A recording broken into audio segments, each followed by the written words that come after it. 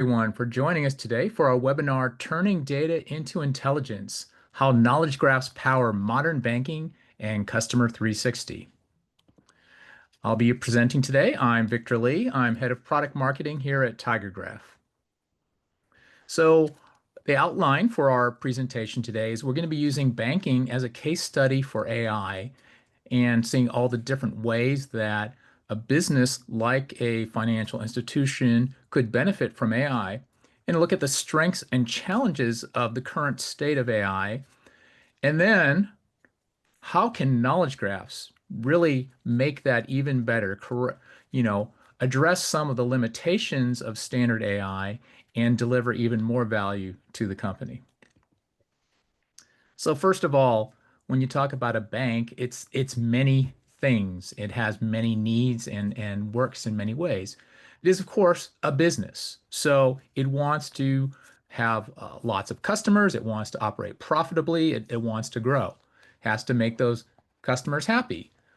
Now, what does a bank do? There, of course, you think it holds your money, perhaps, and you processes transactions, many of which are electronic now. It has to maintain security and safety in multiple ways. It has to identify and prevent fraud for those transactions. It has to make sure that its information is kept secure and that only people who have proper authorization to see certain information can get access to it. It needs people to work for the company. So it has to employ a workforce, have them work efficiently, keep them satisfied also. And in addition to just holding money and performing transactions, people want more from a bank. Often, traditionally they also offer loans. Now many also offer investments. So there are many different services. It's trying to expand the services is one of the ways that it tries to grow its business. So there are a lot of things here that apply to many different businesses. But things maybe in this area with the financial transactions are a little bit more unique. But so if you think about it, and we'll think about it in the next few slides, there are many opportunities where AI could be helping them do their work more efficiently, effectively, to increase the revenue, reduce losses, reduce risk. And it's because it's all one network of information. A lot of this data and information is interconnected. Just 2 days ago, there was an important news article about how JP Morgan Chase has advanced to the next stage of AI and where its goal is to be the first fully AI-powered megabank. It announced the next phase of its LLM suite, which it first introduced a year ago. That is an internal tool, a portal that allows the bank to harness large language models to provide every employee with AI agents and to have every client experience curated with AI concierges. That's quoted directly from the article in CNBC.com. And here's some quotes from Derek Waldron, JP Morgan's Chief Analytics Officer. The broad vision is to be a fully AI connected enterprise and to realize AI's potential by stitching together the cognitive power of AI models together with the bank's proprietary data and software programs. So they see AI as something that is really going to be foundational for their entire workforce, for their entire client base, and it needs to be connected and stitched together to be effective. So even though he's not directly talking about graph, but some of the foundational concepts of what makes knowledge graph powerful is clearly important to make this enterprise, this initiative successful. So how are some of the ways that AI can help JP Morgan or other banks or even other businesses? Now, for banks in particular, it will lead to smarter and faster fraud investigations. So they are already using graph-powered machine learning, like JP Morgan is, because they are a TigerGraph customer, to do very accurate and fast fraud detection. Now, when you bring in AI, that is where you're interacting with the humans. And for some types of fraud, and particularly things like money laundering, there's an investigation phase. And so not only will the graph, excuse me, just looking at the AI. So let's just look at AI right now. So this is where you now have things like natural language interaction and tools that understand what you're looking for and respond. So you have investigators who are trying to study the fraud. So they'll be able to ask questions and get really useful answers by it will understand the question that they're asking and search through the data, provide the type of information that it's been trained. This is what a fraud investigator wants to know. And it can also help to automatically generate reports, which will speed up the work. A lot of what businesses are seeing the most, at least in the early stages of AI, the best way that it can help is to save their employees time for more laborious, time-consuming tasks. So things like generating reports, this is a really great thing that AI can help with. It can also help with the operations and the strategic advice. So it can be monitoring what are the performance characteristics of different lines of business, different operational procedures, send alerts, and suggest responses. That's where the AI really comes in, where it can suggest this is what you ought to do. It's good to always have a human in the loop for the more critical and the more complex situations, but the AI can really give a big jump start here. It can also make sure that the business is following any compliance requirements by making sure that when an action is performed, it's always following certain guidelines. And third area is with the client interaction, or for internal employees. You talk about your internal customers. Um, Something that AI is really good at is holding a huge store of knowledge. So you can have the human expert in a team, and they may actually be able to give you the best answers, but a computer resource is really, really good at just holding a lot of information, where it's really rare to have any human who knows all that information. So you think about call centers. This is a great example. AI is a really good use case for a call center where it can answer the straightforward expected questions. And it can also, again, help simplify tasks where either a person would have had to go through multiple steps collecting information. The AI is really good at that, and it's good at making recommendations. And and we'll talk a little bit more about the quality of the recommendations. It's it's great at suggesting things. The the care is it really making the recommendation that an expert human would make? Is it doing as well as an expert human? It can be fast, it can be efficient, but is the quality there? And that's the real concern here. So, but these are avenues where AI certainly has the potential for helping, and all of these would increase the bottom line for the company. So again, let's look at what AI is good at now and where some of its shortcomings are. We've all seen how it is great at understanding natural language, or at least appearing to understand. You can converse with it. It recognizes the common patterns.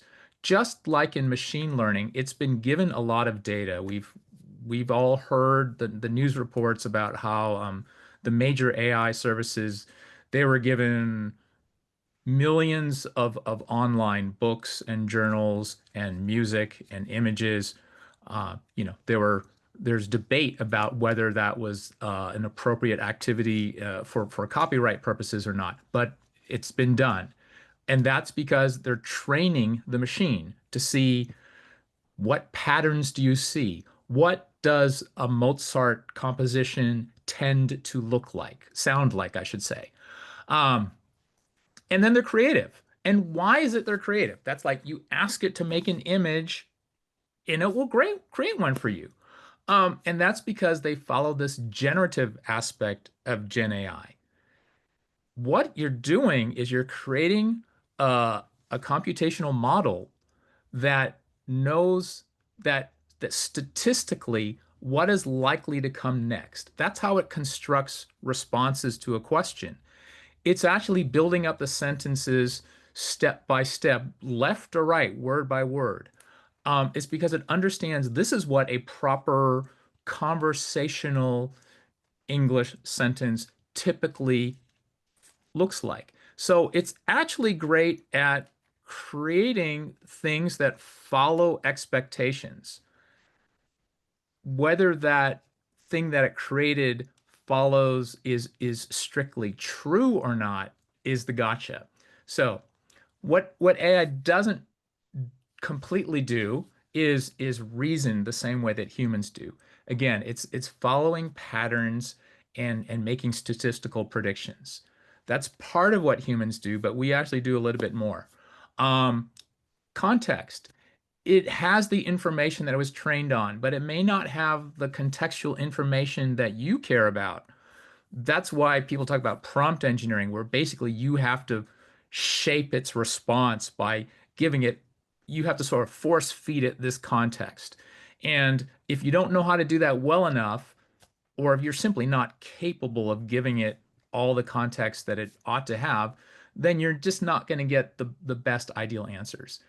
And it's also not great at self-validating. There, people are designing systems where there's essentially a second system that's coming in and checking it, but that's really not a very efficient way. It's not from a natural basis. Generative AI doesn't really do self-checking. It makes predictions in a line and is it can with each step it could be getting a little bit further and further off track. So overall, there's the inability to provide answers in some cases, won't always be able to answer.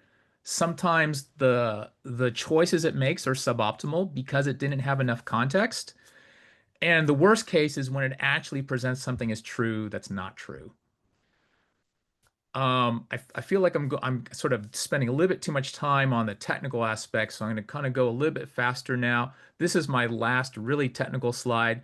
Then I'm going to talk about knowledge graphs and use cases and get more into, how can we help you overcome these problems? So this is my last really technical slide. Then I'll kind of get more into how do we address these limitations. So this is the background on what are embeddings and what are vector similarity. So the information stored in large language models, it's represented as these just strings of numbers. And the strings, the length, this is only 10 numbers, but they're really in the thousands, getting close to a million numbers. And that is a coding system to represent the very complex concepts in the real world. They're generated by these complicated transformer machine learning models. And they're trained to the numbers are such that, how does it decide what numbers to use?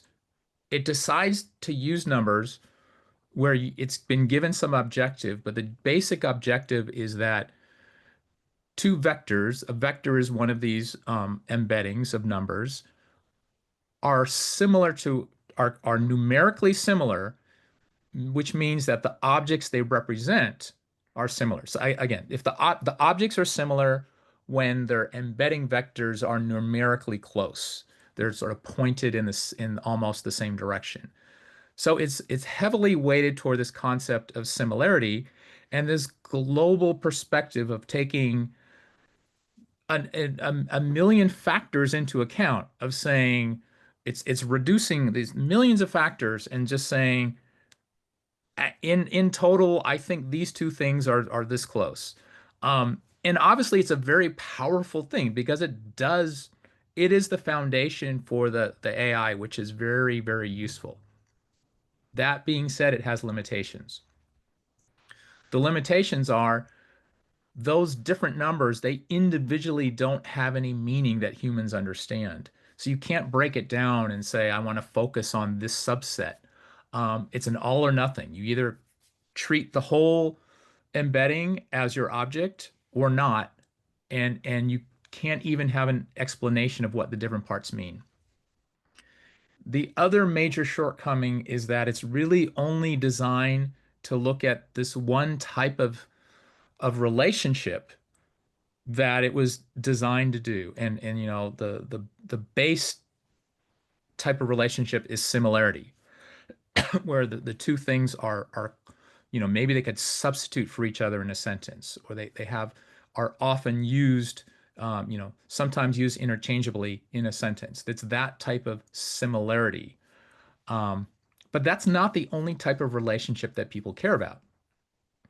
People care about other types of relationship. You know, looking at this data, you have a customer. The customer has a phone number. They have a financial account. They have an email. This person is not any of these things. A person is not a phone number.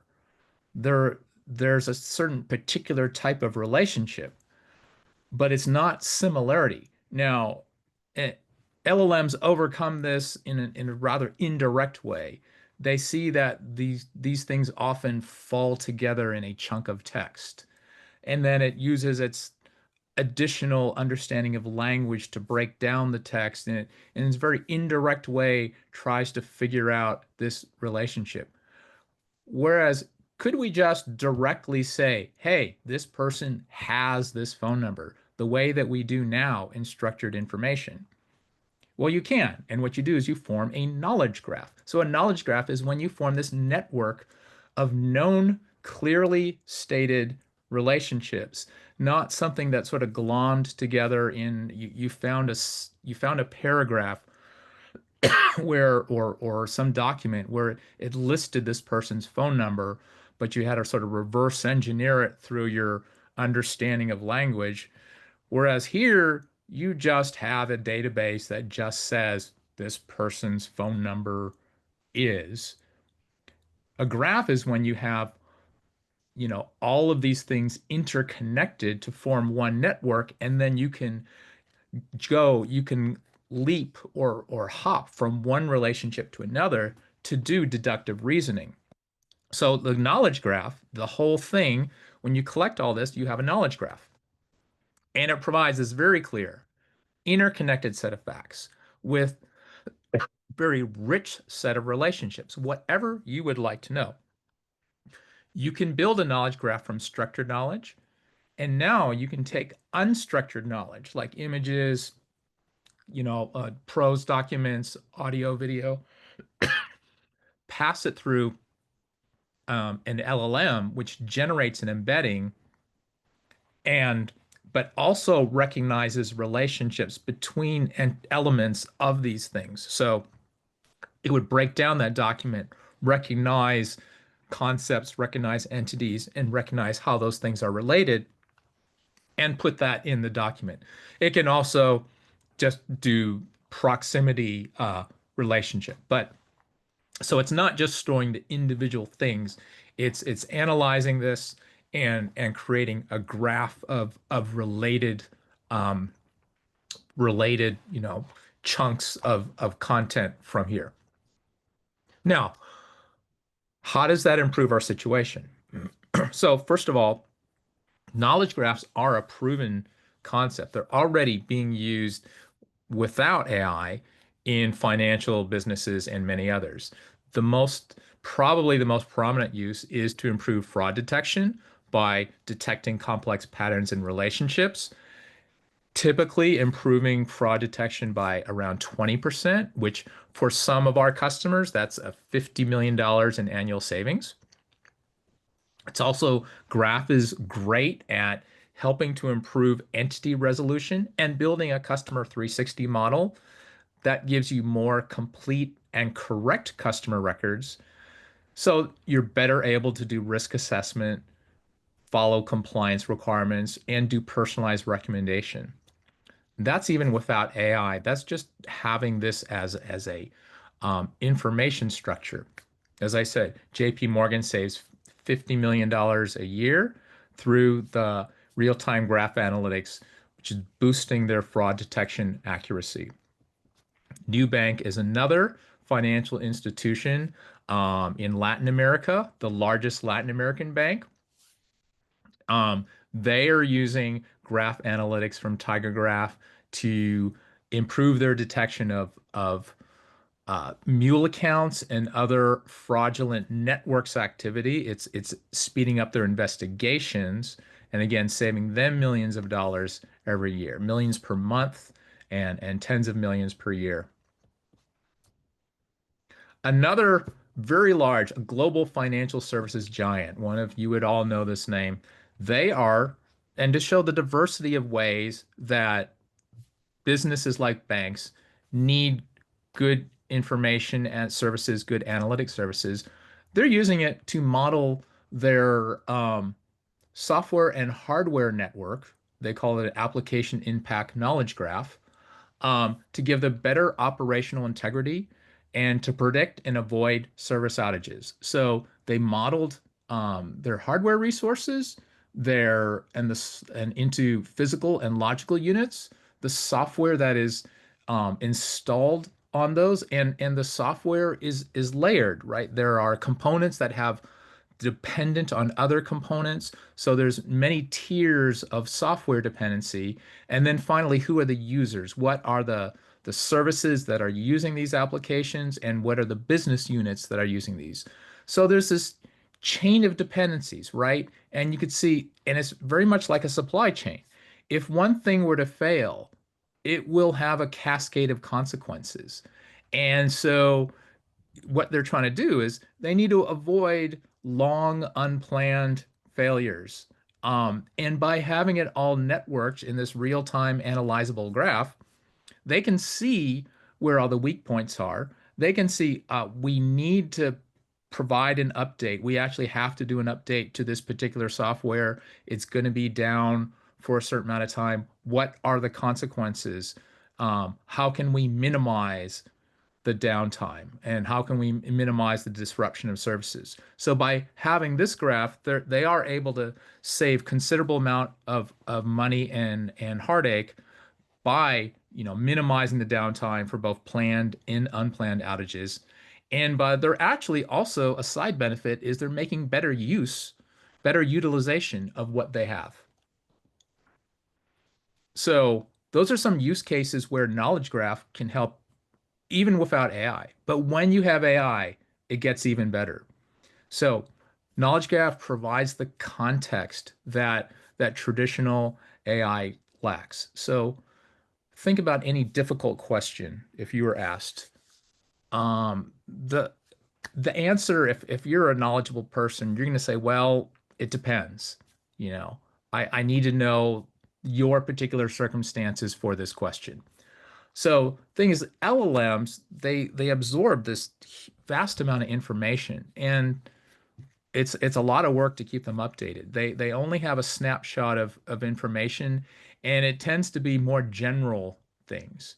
So a knowledge graph, if that is a data set that you manage, it can be as up to date as you want. It can be updated every several seconds, and it contain your organization's personalized, specialized information, which is not in those general data sets. So it's providing that additional information in this contextually structured way. So the result is you're going to get better recommendations, predictions, better decision support, because those recommendations of what should I do, again, depends on context, and the graph can provide that. With AI, again, those language responses you're going to get not only are going to be better quality, but they're going to include supporting details. It can tell you why it made that decision because it has these clearly identifiable factors of the context. Another way is, and which builds on what we just said, is it can do better reasoning. Now, Gen AI does do one type of reasoning, inductive reasoning, which is generalizing. If you see a lot of examples of something, you can extract a general principle or category. That's what we talked about with recognizing patterns. Um, so it's not inductive is sort of not extending beyond what you've already seen. It's just saying, oh, I've noticed that my lawn gets wet after it rains. Therefore, I guess rain makes things wet, or that's deductive. But anyway, deductive is where you combine different facts and connect them sort of in a chain to reach a conclusion. And that chain, that's very naturally what graphs do. And so humans do both inductive and deductive reasoning. And if you only do one type, you're more limited. And excuse me, we expect things to do both. So knowledge graph gives you that deductive reasoning as well, again, explainability, because you can follow the chain and say, why did you reach that conclusion? And so the AI will be able to give you reason better and tell you why. And that's, I want to emphasize that, tell you why. Um, there certainly are use cases where you may say, I'm just going to ask very simple questions. I I a regular, you know, LLM seems to be doing well enough for me. That may be true. But it's when you want to make these smarter, when you're asking the more challenging questions, when it really requires reasoning and you need justification, that's when you need a graph, knowledge graph. And lastly, a knowledge graph provides guardrails or checking. Gen AI and LLMs, as I mentioned earlier, they have a bit of over reliance on this one type of connection, one type of relationship, similarity. And you think about similarity is basically saying, well, it's close. It may not be spot on, but it's close. And if you keep doing a chain of similarities, you can get farther away from things that are actually correct. Um, Also, general purpose AI doesn't necessarily know your organization's restrictions and, policies, um, rules you have to follow, information that you consider proprietary and or should not be revealed. So, if you can actually describe those rules in a knowledge graph, you can actually and also have certain facts that you consider critical. We must follow this relationship. You can just directly store that in your structured graph information and check your responses against that graph to see if they satisfy the information, satisfy the rules, and satisfy the facts in the knowledge graph or not. So it's probably more of a little bit of a post-processing step. You do your best job with the AI, and then you validate the answer with the knowledge graph. But this is going to avoid making big mistakes. It will reduce the likelihood of hallucination. So this is a very, very important benefit. Now, how do you actually incorporate this? I sort of mentioned that last phase could be done as a post-processing. However, typically, if you're trying to provide the more context and provide the reasoning, you're going to do it a little bit more upfront in an architecture that's called GraphRAG, and that's where you take the question, you have to transform it with your an LLM to turn it into the question itself gets turned into an embedding as a numerical representation. Then you look into your graph, your knowledge graph. And so the knowledge graph has the relationships, though the each item within it is also tagged with an embedding so that you can input an embedding, see how things, what related content you find, and then output another set of embeddings. And then you go to your traditional LLM service. And so now you've taken your raw question, you've enriched it with some related information according to what your knowledge graph says, and then you ask your question. So you've provided more context, you provided some guidelines about what it should be do. You've also maybe filtered out information that it should not include if you have privacy concerns. And there can be in some sophisticated systems, you can actually have some back and forth here. In a simpler system, this is just a one pass, and then the answer gets delivered. So again, so this is providing this added context and added reasoning up front. it can also be used on the back end as a check and filter. TigerGraph's particular special offering, of course, as a graph database, we can support this easily. Excuse me.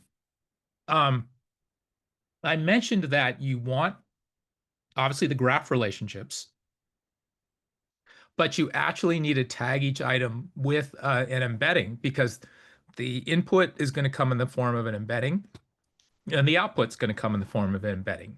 So you need something that can store vectors, and you need something that can embedding vectors and also have graph relationships.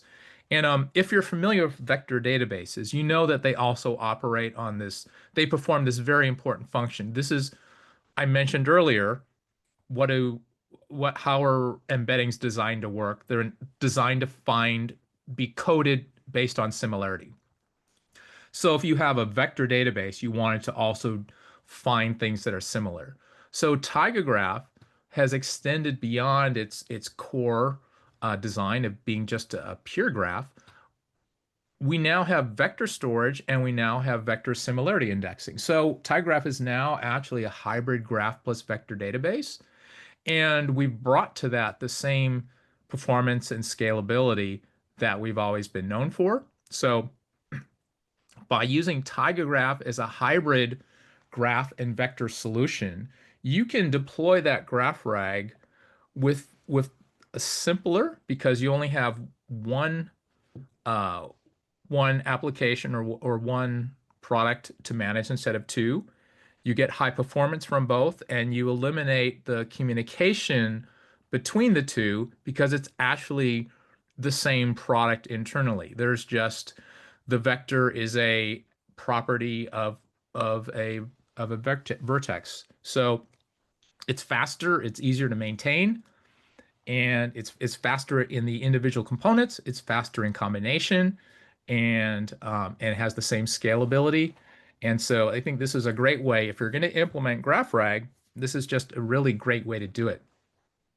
As I said, TigerGraph is known for our speed and scale and the ability to do complex querying. So another advantage is that you can, if you can validate, you can use it with the AI. You can also use it and bypass the AI and just make direct database queries.